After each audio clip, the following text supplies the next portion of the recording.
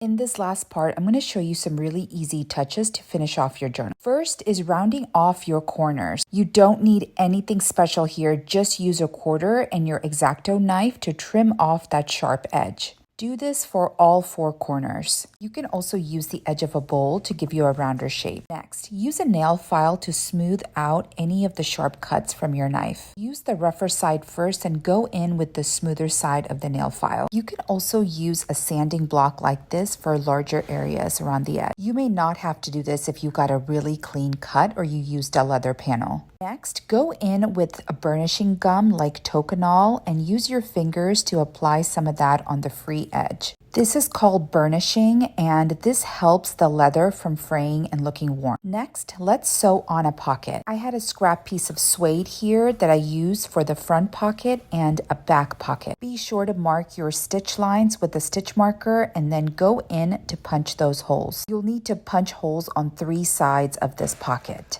Next, use your interior flap to cut out the front pocket. I'm giving this about 4 inches of depth, but obviously you can make that wider. I do a simple saddle stitch to sew on the back and interior pocket. I used a softer leather here, so I did have to keep a really close eye on tension. If you use a harder leather, I think you'll get a much cleaner stitch line. You can see here the back looks a little rough. Next, let's add some charms. If you space your grommets a little closer together, you can use some jump rings to connect on some charms. You can add as many or as few as you like. There are even gold-plated jewelry grade charms, so the sky is the limit here. You can even add bracelet connector charms to the closure string. This adds a really nice touch, and you have a ton of options like this one that's a geode. For some finishes like this crazy horse panel, you can even oil it with some Needs Fit oil to give it a different finish. Let's look at the finished journal that we made together. This has a contrast suede interior pocket here, extra cords for inserts or smaller journals,